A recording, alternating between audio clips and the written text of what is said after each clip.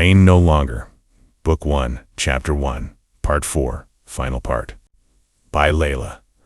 Nal Apalia. Seth was about to say something to the brunette to try and shift the situation when Ashley beat him to it. She shifted her metal pole near Demon's neck, making it improbable to disperse the situation at hand.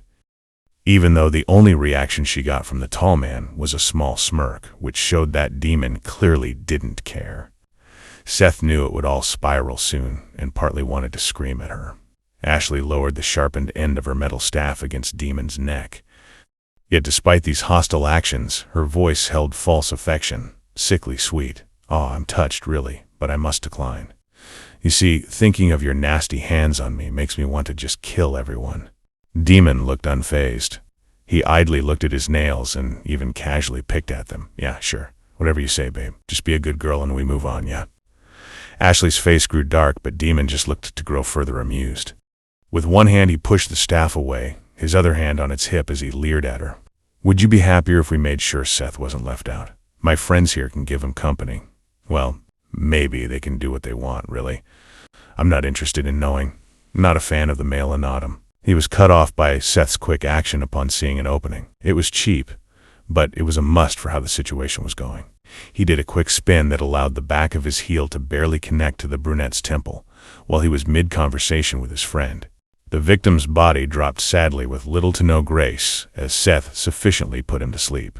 Slight panic was seen in his gaze as the fear that he might have missed the vital point needed pecked at him. But, as he saw that Demon looked practically lifeless, he sighed with relief. The article was correct, and he was glad he learned about this pressure point. But he couldn't help grimace at the aftermath of his underhanded tactic that he had used. "He will get me back, and I know I won't like it," he thought to himself. His hand laid over his stomach as he remembered how the last full-powered punch felt from this man.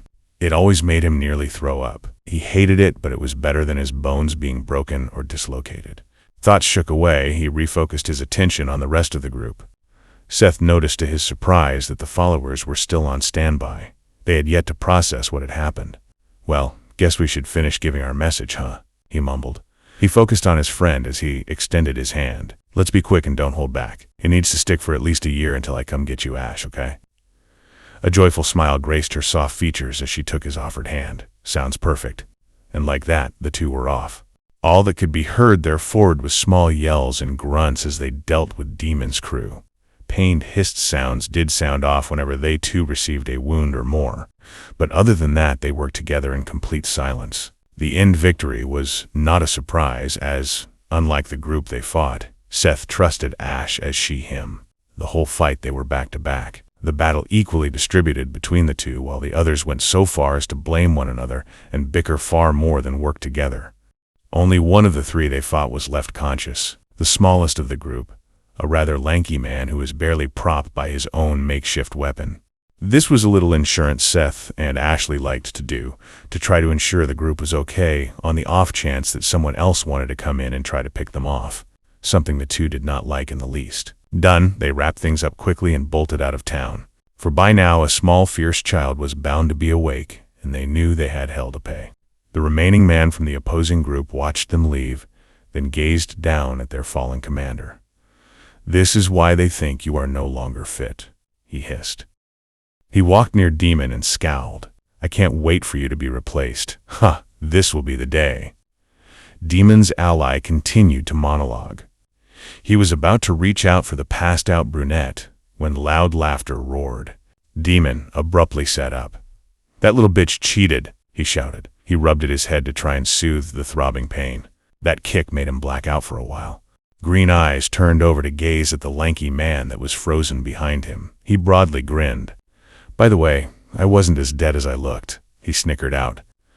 Horror-stricken, the feeble man attempted to run when Demon beat him to it. He was quick when he jumped to his feet and caught the runner by the neck, his hand able to grab that limb with practiced ease as he squeezed.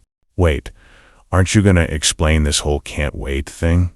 I've already chosen someone to take my place." "What, not satisfied?" he asked, amusement in his voice.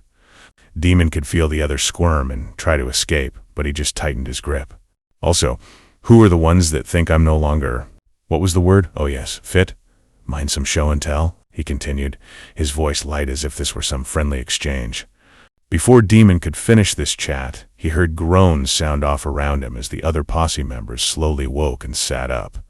They all looked tense when they looked up and had quickly caught on to the situation. Demon's grin never faltered as he pieced it all together. Instead, it just grew toothy in its nature. "Oh, then you all know?" he asked, his laugh now deep. He moved his gaze back to the squirming lad in his hand, and his expression turned animalistic. "So you're not needed." With swift and precise movement, he let go of the man's neck and grasped his arm and immediately snapped it back by the elbow. A pained scream filled the air for only a second when the brunette shoved the crying individual into the ground. His foot was at the center of the fallen man's head to muffle the screams, as he forced the boy to breathe dirt. "Start talking," he demanded as he watched the others try to scramble away. They all stared at him with horror, and it seemed to feed his animalistic nature. His teeth flashed as his green eyes seemed to glow, a growl echoing before his words. "If you don't talk soon, your limbs won't be the only thing that I—" He took a long pause as his voice deepened. "Break." End of Chapter 1. Editing Chapter 2 before I make more audio videos.